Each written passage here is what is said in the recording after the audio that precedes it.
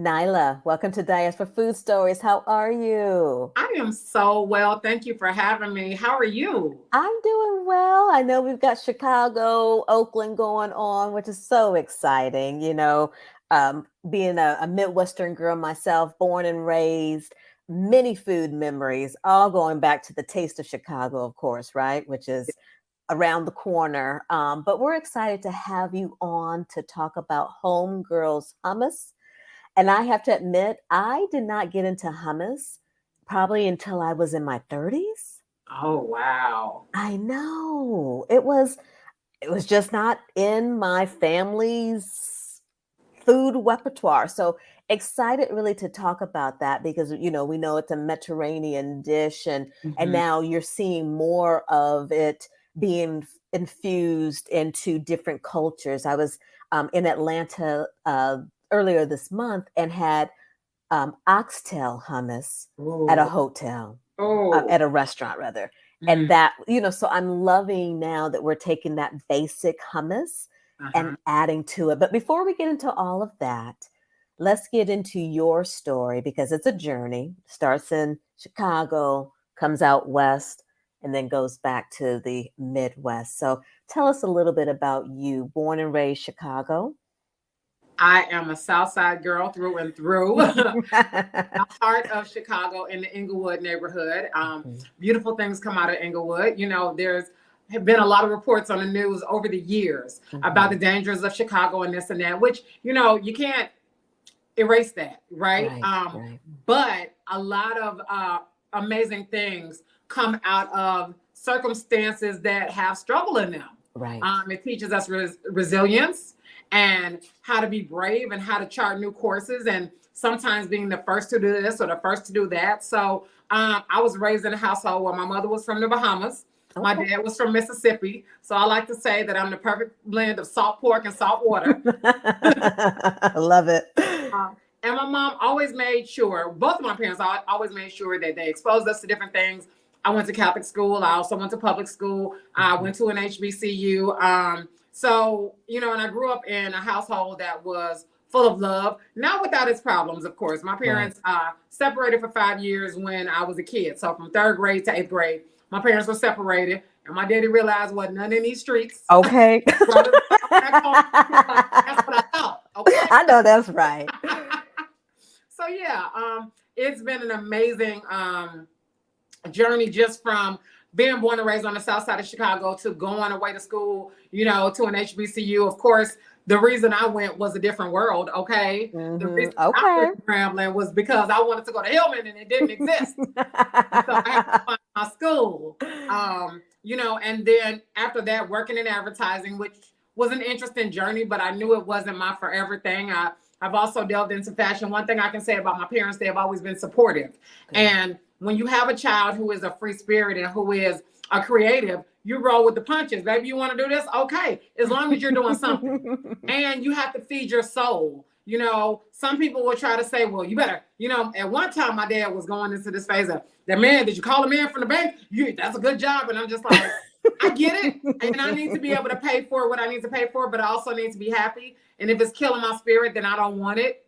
And I'm so grateful that I had parents who were like, whatever it is that you want to do, you do it and you do it well. And it's okay to pivot. Don't worry about Right. that. And to trust you, right? That you have enough sense that you know the bills got to be paid and Yes. all of that, but at the same time, giving you that flexibility to let you be you. And that is such a beautiful thing I can definitely relate to. And so, having one parent from the South and one from the Caribbean, what was the food like? Who was cooking and what was going on in this household? Ooh, child. Everybody was cooking. Listen, I used to be a lot bigger than this, honey. Everybody was cooking and it was all good. My mom with the peas and rice and the Bahamian style mac and cheese and conch salad and conch fritters and stewed conch Hmm. and curry this, and then my dad with everything, every animal that you can cook. He was cooking it from the deer to the rabbits. Now I ain't full with them. I was like, oh, they too cute. They was in Disney movies. I don't want them. But I will take a pot roast. I will have some of that thick cut bacon and all those things. It was a lot of food. It was a lot of love, but it was a lot of food. And of course, culturally, everything wasn't as healthy. You Mm-hmm. know, unfortunately, the things that are yummy are heavy carbs and heavy animal fats. You know, that is the Absolutely. things in most cultures that's, you know, like, oh, that's so good, you know? Absolutely. So, Chicago definitely is just one of my favorite food towns. Mm-hmm. And the diversity, right, from your Italian food, Greek food, etc. You know, was it was food just sort of a just an everyday experience for you in getting to know different neighborhoods, different cuisines? Was there a curiosity there as you were growing up? Absolutely. My dad was more of a foodie. My mom and my sister are more like they like what they like. If it's Mm-hmm. not your basic food groups or something that's Caribbean, they're not necessarily interested. My dad was a little bit more adventurous. And for me, I just like remixing stuff. So Okay. I'm the sauce girl. I'm gonna put some sauce on it. I'm gonna mix some sauce and create a sauce to put on it because I like experimenting with food. And I didn't realize until probably like mid to late 20s that like I was interested in how stuff is made and then putting my own spin on it. And of course, Absolutely. with Chicago being a city full of culture, Mm-hmm. full of diversity, full of different neighborhoods, and unfortunately very segregated, there's so Right. many different places that you can go in the city to have amazing experiences from different countries. Absolutely. So you eventually found your footing in the beauty industry doing makeup. Let's talk a little bit about that and that journey that took you out west. Yeah. So after working in advertising for 5 years, and I was like, that's cute.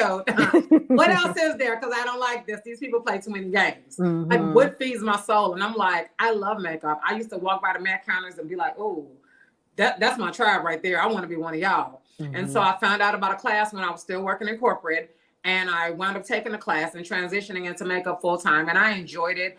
I had really great experiences here in Chicago and had done some things and worked on some celebrities, and my name was getting out here. And then I realized I was like, okay, I feel like I've done about as much as I can do in Chicago. I'd even done television, working on the Judge Mathis show and Judge Pirro, and Nice. makeup and wardrobe because fashion was my background, and it was great. But I knew that there was more. And I'm always the girl who I don't want to settle for, like, okay, this is cool and I can live the rest of my life like this. I'm like, no, what else is there? Mm-hmm. And then at that time, like, you know, Chicago, I'd been here most of my life outside of going to Louisiana for college. And so I was like, you know, I've never felt like this was home per se.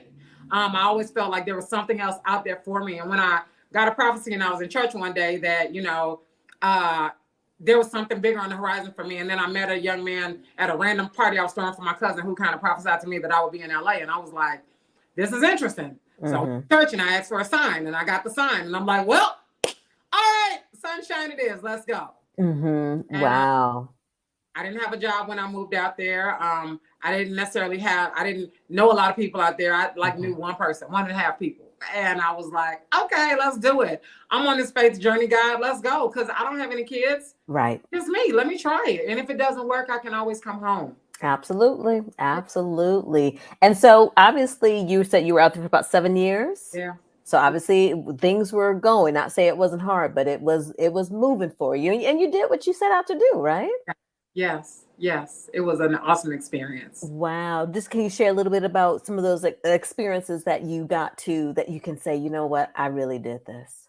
Absolutely. I got to do, you know, my thing was doing red carpet stuff and working with celebrity clientele, and also, you know, creating some stability for myself out of, you know, that experience, going out there with pretty much nothing Mm-hmm. and watching how God turns it into something.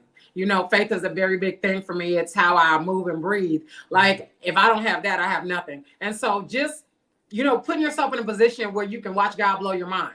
Right. When someone calls your phone and they're like, hi, this is such and such PR. We got your number. We were wondering if you were interested in doing makeup for Tamar for the daytime Emmys. What? Who is Wow. this? And of course I did. And it was an amazing experience. And she was such a joy to work with, you know, having different clients that you just meet along the way, some old school clients that I would meet. And then also working part-time for Mac in the mall. So you know, and stocking lipsticks. And then you hear somebody and you turn around and it's Walona from Good Times. And you're like, Janae, what is happening? You know, or Wow. somebody like Phyllis Yvonne Stickney, who you've done, you know, used to see in a couple different Spike Lee movies and saw in a different world. And so that was commonplace out there to run into these people. And even Thelma Hopkins, you know, Addie from Give Me a Break and being on Family Matters and doing her makeup for different things. It's such a melting pot out there. Celebrity culture is such a commonplace thing. So initially it's off-putting, but then it's just like, okay, these are just people. And Right. girl, what is this foundation color you have on? Let me get you together. Let me do your face. And then, you know, people pull you on to do different things with them. And you have people who refer you to different jobs once they've worked with you. So, you know, I met a young lady who, you know, works with you when I was doing a photo shoot for Tracy Edmonds, Okay. you know, working with different photographers and having them saying, I love your work. And every time I do something, I'm going to call on you. So it's Nice. definitely a charmed life and a blessed experience. And it doesn't always come with a hefty paycheck, but it's not about that. It's about having those experiences and putting yourself in position to be a blessing to somebody else, to offer a word of encouragement to somebody else, because that was why I came to LA. It wasn't like, oh, I want to be with the elite and the hot people. And I want to be able to make a living for myself. I want to live in an environment that feeds my soul and the sun is always shining. And I want to be able to be a blessing to somebody. And I feel like mission accomplished. Awesome. Awesome. So while you were there, any favorite restaurants that you recommend or you have memories of that you can share? I will say that one of my favorites, it's an Ethiopian restaurant on Fairfax. Okay. It was so funny. It was featured in the first season of Insecure. And I Oh, think it's called Mikado. And they have umbrellas hanging from the ceiling. But when I tell you, I had loved Ethiopian food before I went there. So when I found that place, honey, every time somebody came to town, every time there was a y'all want to go get, we're going to go there and get something because it was so good. And then I had a Thai bistro that I loved in love Thai food. Koreatown. It was called Hey Ha Hang. That Mhm. was one of my favorites, little rooftop situation and so casual. And the owner was actually from Illinois too. And Oh, she was really cool. So, you know, I will say LA does have some interesting dining experiences. Now, you cannot stumble upon good food in LA the way you can in Chicago, I unfortunately. agree. But when you find a good place, you're going to keep going there. I know that's right. So let's talk about your transition back home. Tell us a little bit about how that got started. So during the pandemic, life changed a whole lot for a lot of us. I was furloughed from my 9 to 5, and I wasn't really taking on any makeup jobs because COVID was scary, Right. and people are just like acting crazy about taking tests and showing you negative test results. So no, we're not Mhm. doing that.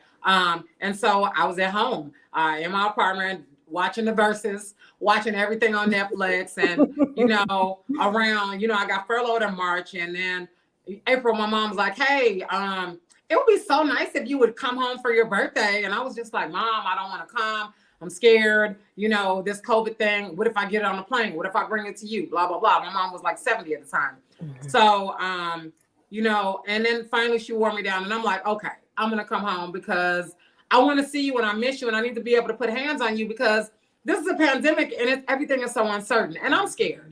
And I Right. want to be in the comfort of, you know, the surrounding of my family. And so I decided to go home for my birthday, which just passed. Yesterday was my birthday, June 20th. Oh, happy belated Uh, birthday. I came home for my birthday, and she really wanted me here. And then when I came home, it's like 2 days after I got here, her health started to decline. It's almost like she knew, you know. And so things started to happen, and my mom started getting sick, and she had to go to the hospital, and all these things. And so I started thinking like choices need to be made, decisions need to be made. And so I decided that I was going to go ahead and move back home to help to care for her because my sister was here doing it on her own. Okay. And it was just a lot. She's married, and she lived 10 minutes from my mom. My mom had moved into her condo because we let our family house go because of some environmental issues that was affecting my mom's health. And so I decided to move back home in August of, 2020. And Okay. I went to LA, got all my stuff, you know, told my roommate, girl, I gotta, you know, she was like, it's cool. I'm moving too. It's fine. Mhm. So moved Mhm. back home. And by August, I'm like, I'm going to help to care for my mom. And at that time I had decided to transition into more of a plant-based lifestyle. And Okay. I wanted to do the same for my mom because I'm like, you know, food is our medicine. And so I wanted to maybe help her health, you know, with something different. And unfortunately, by December of 2020, my mom had transitioned and she had passed away. I'm sorry to hear that. Okay. Thank you so much. It was hard, but she brought me back here. This was her and God's doing to bring me back here to start a new life. And, he doesn't make mistakes. And so I'm very grateful for, the good and the bad, the sunshine and the rain. That's how flowers grow, right? Absolutely. It's funny as you get older, you see life is just not straight, right? It's just up and down. And like you said, with faith, we just get stronger to handle what each day brings us, and what twist and turn may be around the corner. So a couple of things. One, you said you started to transition to a plant-based lifestyle. What inspired that transition? What was going on? I have one friend who was the plant-based champion. She was Miss Plant-Based America. She was trying to wrangle us all in our group of 4. She was the first one.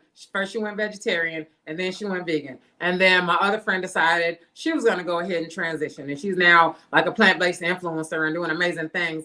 And then our other friend decided to go. So I was the last man standing. And when the pandemic hit, they kept telling me about certain things. And, we were talking about what the health. And I was like, I'm not ready to watch it. I'm not ready to watch it. Honey, once that pandemic hit, I said, let me watch it. Because I knew if I watched it, it would totally change my life in the way that I did things. And I wasn't ready at the time. But when the pandemic hit and I said, okay, there's time for something. It's time for something new and something different. And it's time for me to get serious about my health and make some major changes.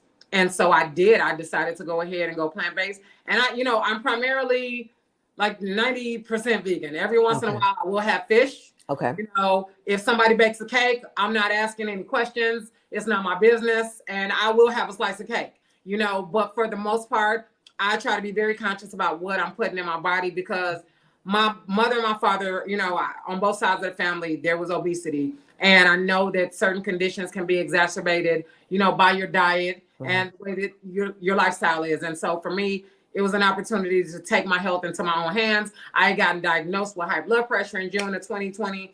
And I wasn't a big fan of that because I didn't want to have to take medicine for anything. So that was such a turning point. And I was like, no. That's it. You're done. It's time. It's time. Hummus. When did hummus enter your life for the first time?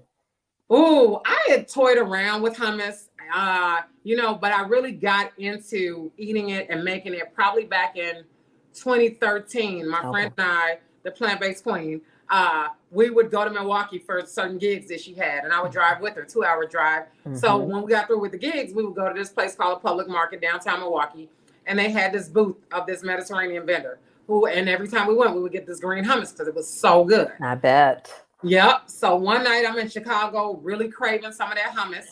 I'm like, I'm pretty smart. I like to cook. I'm going to try to make my own hummus. When I tell you the hummus that I made was actually better than the hummus that I was playing around with. All right now. And my daddy was like, oh, this is good. I'm like. Now, if your daddy says it's good. Oh, yeah, because he was a foodie. And I said, one day, I'm going to start a company and I'm going to call it Homegirl's Hummus because I'm everybody's friend. Okay. And I sat on that. And when I was in LA, 2016, I was like, all right, it's time because I'm getting sick of these people in my face all day. I want to be able to do my job and not have it necessarily include people. And I want to be able to make money in my sleep. And I want to find another art form to pour myself into. I like that. Like you said, art form, right? It's all about being creative and using those creative juices. So let's talk about, I don't know if the recipe is totally proprietary. So let's talk about, if you can, I'm sure it has some of the standard ingredients in it, right? Yeah. But what gives Homegirl's hummus that homegirl feel? First of all, it's the Black girl magic. Okay. You already know. But, in developing the recipes and trying to replicate what I wanted, I started playing around with the traditional hummus recipes. And then I started omitting things because I was like, I don't necessarily like this flavor, blah, blah, blah. So I will say that my hummus, we don't use tahini. Okay. Nobody be fighting you on that, do they? Because I had a chef friend was like, look, you don't have tahini in your hummus, it ain't hummus. Well, they can call it what they want, but I'm going to call it Homegirl's Hummus. But a lot of people I found out have the seed allergies. Okay. And, sesame seeds is problematic for some people. So I've encountered some people who are like, oh, my God, I'm so glad that you don't use tahini because I have an allergy and I can't digest that. So I love your hummus. It tastes so good. And I'm so glad that you don't use tahini. So there's a niche for, everything, a market for everything. Okay. So Yeah. how many flavors do we have? So talk about how you went about saying, I'm going to create this one and Mhm. this one and that one. Well, initially when I started, it was the focus on making a green hummus. And Okay. after I perfected the hummus that I wanted, which was a little spicy, very savory and rich in flavor. And that's our prosperity. It's our founding flavor, which is our spinach jalapeno hummus. Oh, It nice. is Yum. perfect amount of spice, but not overwhelmingly spicy. And then the thing with it is we use fresh garlic, loads of garlic, because what's the point of having garlic in something if you can't taste it? I know, right? Yep. We use pure olive oil. Okay. We are using fresh squeezed lemon juice. We don't use purchased lemon juice. We don't add any citric acid. We don't add preservatives to our hummus. Okay. We try to make it as fresh as possible. We don't add any preservatives. We use sea salt, but fresh spinach, pickle jalapenos because we like a little tang in there, Mm-hmm. and so really, incorporating those flavors. But then we have something called Refresh, which is now a seasonal flavor. It is our lemon basil hummus, Oh, very yum. refreshing. We have our Revolution, which is our black bean hummus, and that has a nice little kick to it. We use chipotle peppers in that, and we use lime juice in that instead of the lemon juice. We also have our roasted garlic or Zen hummus, and now with the Zen hummus, we've morphed it into what's called Chicago style.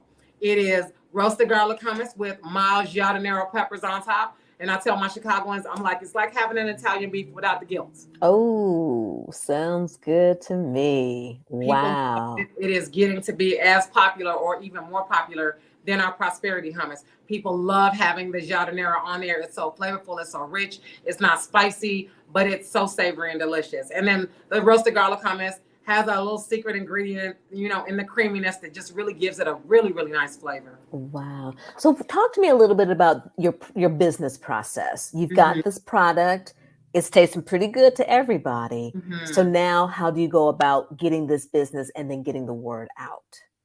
So what you start to do initially when I started my company when I was living in California, I would just go to my friends would have parties and I'd just be like, oh, I'm gonna bring some hummus. Where you get this hummus from? Oh, I got it from hummus guy. Just Mhm. hummus guy. Don't worry about it. Well, what's his Mhm. name? Don't worry about it. Do you like it? Is it good? I need to know how you feel about it because now this is a blind taste test, and I need to know what you really feel about this product. Right. Is it nasty? Is it good? Do you like it? So everybody's raving about it. I'm like, okay, here we go.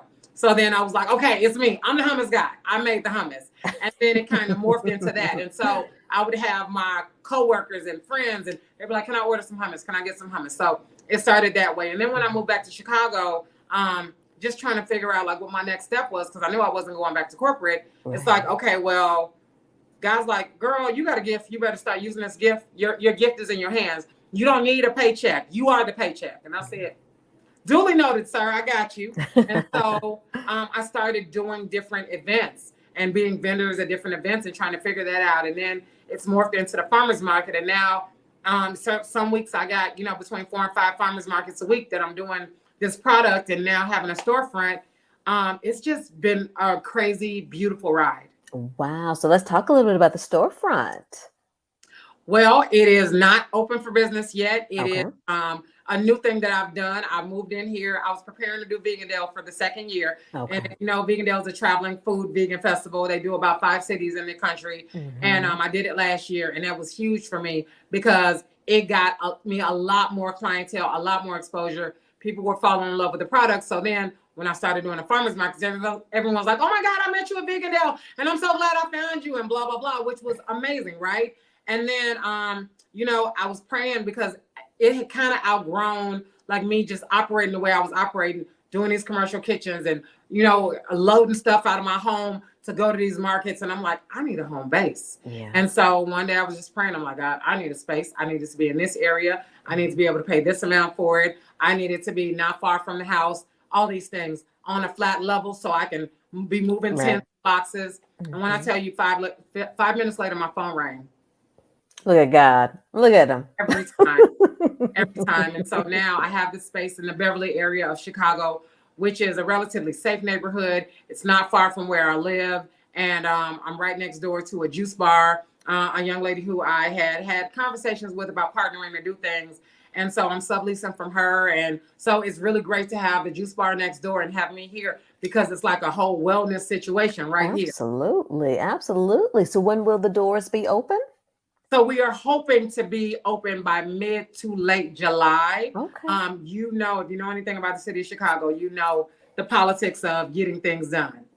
And so Mhm. even with having a food business and having inspections and doing all those other things have to be done before you can officially open your doors. But my goal and my prayer is to have the space up and running by mid to late July. To have events here, to do different activities for, I'm very community oriented and Mhm. really focusing on good health. I've had a weight loss journey and I'm trying to really make that at the forefront of our thoughts in our community. Really Yes. taking your health into your own hands and really making it your priority. It has to be because this is all we got, right? And Health so is your wealth. yes. And even with me, there are certain things that I need to work on still. Even after the weight loss, there's other things I need to work on, but it's scary. It's scary. Nobody wants to be sick. Nobody wants to get a diagnosis, but then also realizing if you don't go get things checked out, you could stop a lot of things. And so there's a balance and a struggle with that. And in our community, we have justified fear of our healthcare systems Mhm. and doctors who don't understand us and people who are so ready to tell us, oh, there's nothing wrong with you, you're okay, Yep. and not taking our word for it when we say we're in pain. So there's a lot of things historically that have happened with African American people and the healthcare industry, but we still have to be responsible for making sure that we do the best that we can by ourselves. Absolutely. I love that. I love that. And so, your business journey, what has been some pleasant surprises and then some learnings that you've learned along the way to maybe help someone else that's on a journey of becoming an entrepreneur? One of the biggest things for me, because I come from the industry I come from working for the company that I worked for, customer service is at the forefront of everything I do. I am big on customer service to my detriment because I'm not so willing to just say, oh, yeah, I want this place to carry my product and I'm just going to take it and leave it there. No, I Mhm. am my brand. My brand is me. Like this is me on the logo right here. You know, I love it. so it's my face, it's my name, it's my brand, it's my reputation. Whenever you have an encounter with Homegirl's Hummus, it has to be at the highest quality of customer service, or we're not going to do it. And so for me, my clients know that. They see that. I meet them with a smile. I typically show up with a full face on and the glasses and the whole situation because I'm really your homegirl. We're going to talk about your day. We're going to talk about your kids. I need to know how work was, I love what's it. the plans for the weekend, all of that. And my clients from every culture, because I do farmers market from the south side to the north side, they know me. They know my face. I see them every week. When I'm not there, they're like, now, where were you last week? Okay. Inboxing me like, oh, ma'am. And so it's really about creating community and it's really about cutting down the lines that divide us. I went to a Catholic school that was very diverse. And when I say diverse, it was, like 10% of us and, a whole bunch of everybody else. So I've always been a person who I can maneuver through any room. Race is not a thing that scares me. Listen, we're both people, Right. but I am fully aware that I'm a Black woman and I show up as a Black woman and I show up as who I am because we are not a monolith. Right. And you need to understand that I'm a person just like you. I have something that you want. We are going to be in conversation. I'm going to get to know you. I'm going to get to know your kids. I got snacks for your dogs. Person just like you. And so people need to understand the things that divide us are things that are not don't even exist. We make up things to Absolutely. divide ourselves. And so in being your homegirl, yeah, I'm a Black woman and I'm my homegirls, but I'm everybody's homegirl. Because when you see this face, you need to know I come in peace, but I come with armed with information. Hmm. And we are going to talk about things and we're going to understand that we're more alike than we think. Absolutely, absolutely. What are some learnings as a business owner that you've walked away with that you could share? Goodness, that people are not to be trusted. You want to give people the benefit of the doubt sometimes. And even in doing business with other businesses, it gets very frustrating when you operate in integrity Yeah. and you hope and expect other people to do the same. And for me, I am a glass half full kind of person. I am always trying to give people the benefit of the doubt because I'm like, well, they have no reason to. And then I'm just like, now here you go with this mess. Now I gotta cut you. Now you're gonna make me. I'm not gonna ever let anybody make me act out of character because I always want to be who I am.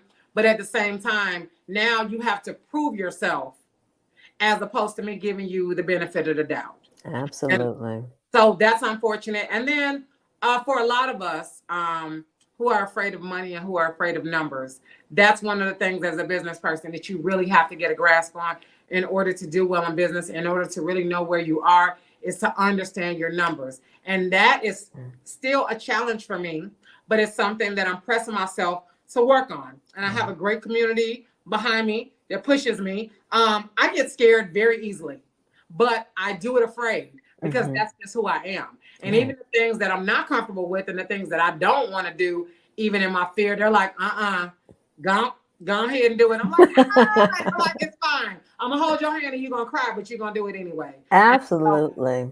So, knowing that you can do hard things, and also knowing, like, even with opening the storefront, I prayed about this and I was like, I need to hear from my parents. I need to know what is happening. God, am I capable of doing this? Because all of these things sound great in theory, right? But actually being capable and actually knowing that I can do this. Well, I worked in retail for many, many years. Right. So I know what it takes to run a business. And I was a manager in a retail establishment. But now having my own and everything's on me, I created opportunities for revenue when I worked at Mac. I did classes. I did all these things. And I was so excited to come in here and be like, you know what? We're going to do Mommy and Me hummus classes. We're going to have different events. We're going to do whatever. I love it. Do, and we're going to keep these doors open. When kids get home from school, they don't have to turn on the stove, pull out your blender, pull out your Ninja, whip up some hummus. It's not going to be Homegirl's hummus, but I'm going to teach you how to make a tasty snack after school. And it's going to be great because our kids need to learn how to eat and eat better as well. Stop always grabbing stuff from the freezer, grabbing processed foods, having chicken nuggets, things like that. I'm not being against any of those things, right? But there has to be some options for healthier foods. Right, and showing some balance, right? It's not that you can't have it, but let's just make sure we're introducing to have that balance. And going back to the numbers, we know as women, talking about the money, being that strategic negotiating and all of that is one thing. I know I've struggled in my business, because you're like, oh my, I'm not trying to make money to buy these planes and stuff. But at the end of the day, it's your livelihood, especially if you've got a team and you have good intentions in your business and what you're doing this for. And you deserve it. And so, like you said, having those conversations, what you need to price your product at, what your rent is, all of this to move forward. And so I know that is a journey I think that a lot of us go through because of that money situation. Is about passion, but it's also about, this is my livelihood and this is others' livelihood too. So. And I'm able to, have my niece to come with me to do different things and pay her, for working a day and, other people around me. And I have a great community of people who come in and they help and they support. And when I was getting ready for Biggindale, I had a whole tribe of people in here. We making hummus, we pouring it, we covering it, we're doing all these other things. And just, it brought me to tears because I'm like, God, I am so loved and I'm so grateful that I can have a room full of people to come in here. I got my sister juicing lemons with her hair knit on. I got one of the things like, I'm so blessed. But in terms of the money, like, yes, and I want to live well, and I want to go to Bali, and I want to go to Egypt, the birthplace of hummus, which most people don't know. The oldest recipe for hummus was found in ancient Egypt. Okay, you heard it here on Diaspora Food Stars. So fun fact about that. And so, so many things that we have invented and created, and even we're not going to get into that conversation about Egyptians and where they feel like they belong because they're African at the end of the day. And our people are from Africa at the end of the day. And, that was the oldest known recipe. But there's so many great things that come out of situations that people don't expect.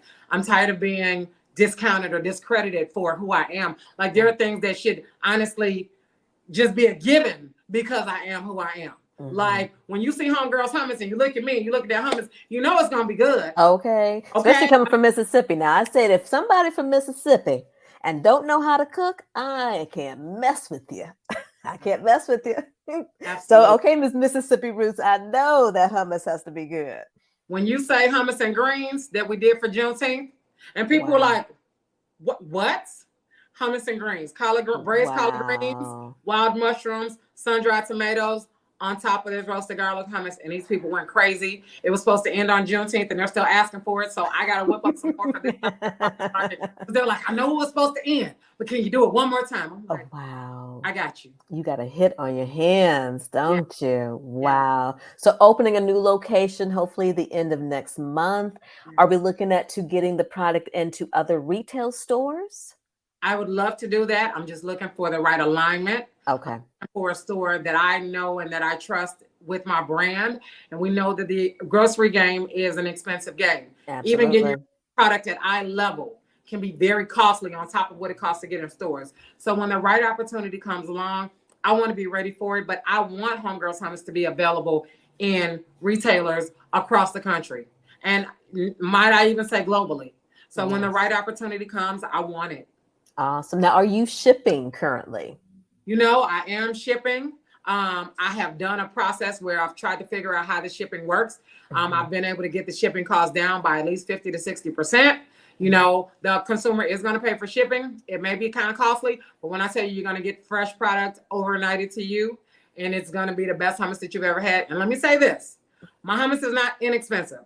You know, when people come to the farmer's market to get my hummus, they get the hummus, they get the chips. It's $15. It is a complete meal. But when I tell you, when they taste the hummus, they're like, oh, give me all 3 flavors. Okay. I want it. People pay for what they want to pay for. You said it right there. You said it right there. $15 on a pack of cigarettes to kill themselves. They can spend this money on this hummus. Okay. And you know, if they can spend $100 to get that hair did and them nails did. Yes. You can pay. So you hit the nail on the head. People pay for what they want to pay for. Yes. Anything else? Any other exciting projects coming up for 2023? Well, we were able to get some press with the local news here, WGN, which is actually a national station, which was great.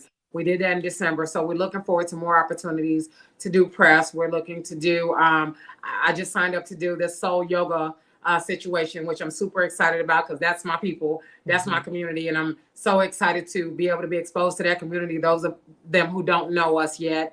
You know, we're looking forward to doing some other major things, just being in alignment with the right kinds of people. And I know you asked me earlier about my flavors. So we have the spinach jalapeno, which is prosperity. We have revolution, which is our black bean hummus. We have refresh, which is our lemon basil hummus. We have our Chicago style hummus. We have blissful, which is our beet hummus. People go crazy for it. Wow. And that's a yellow beet or red? No, it is the red beets or the pink beets. And so it's pickled beets. So it doesn't taste as earthy as people typically think. We get people who come to the farmer's market every week looking for beet hummus. And it is a seasonal flavor. You know, we have sacral, which is our sun-dried tomato hummus, which we have every once in a while. We also have Phoenix, which is our roasted red pepper hummus. And then in the fall, we have Harvest, which is our sweet potato hummus that people love. We even did our cranberry hummus called Noel. We did that around Christmas. Nice. So, you know, it's all about creating and creating different flavors. And I love good food. And so I make it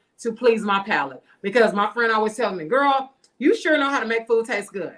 And so even with collard greens, because I'm not a fan of collard greens, when I made the hummus and greens, I knew I had to make it taste, you know, like something that I would want. And if I like it and I don't like collards like that, other people are going to like it. So I'm very serious about making sure I make a quality product that people will enjoy.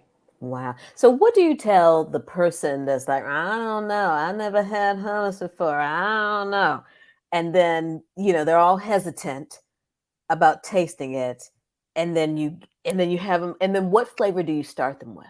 So I say, what is your palate like? Do you like something a little sweeter? Do you like something a little more savory? Do you like something that is a little spicy? What is your favorite food?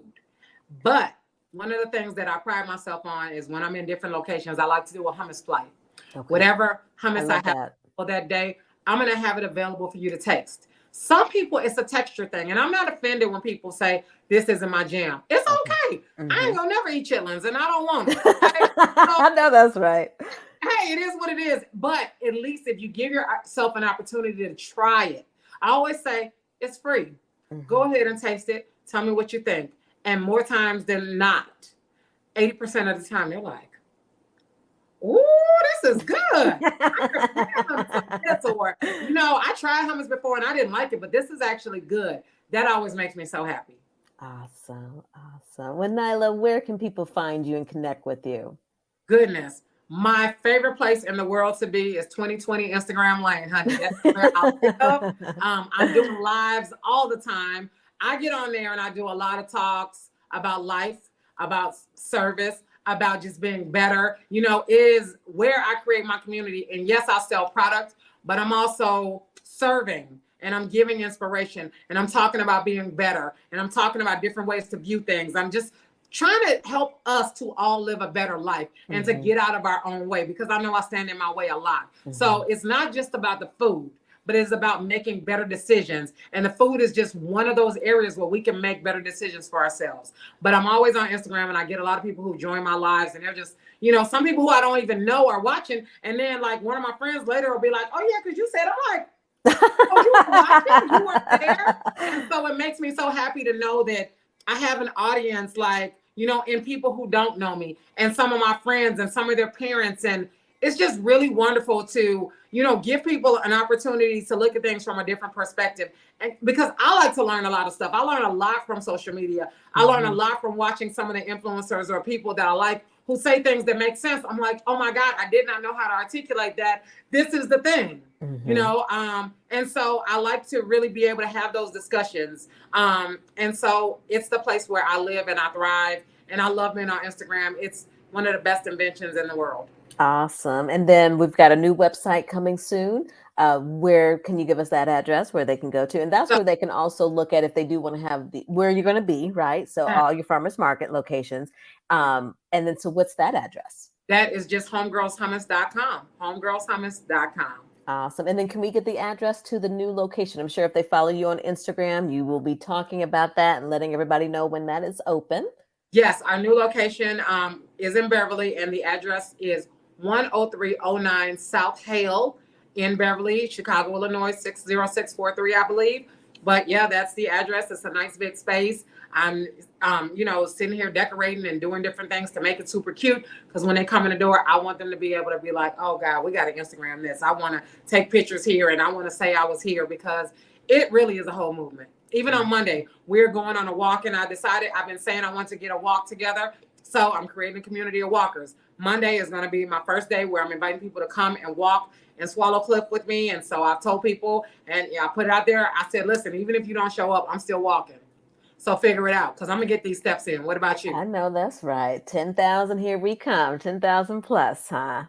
Awesome. Well, Niehla, again, thank you for joining us on this episode of Diaries for Food Stories. Wishing you just so much success and congratulations. And I'll definitely maybe putting in an order so I can get some. So don't be surprised if you see something come through from California. So thank you so much, Cherie. It was such a pleasure. Thank you for inviting me to be on the show. This was such a pleasure. Awesome. Awesome. And I'm Cherie Williams, your host of Diaries for Food Stories. And until our next episode, be well.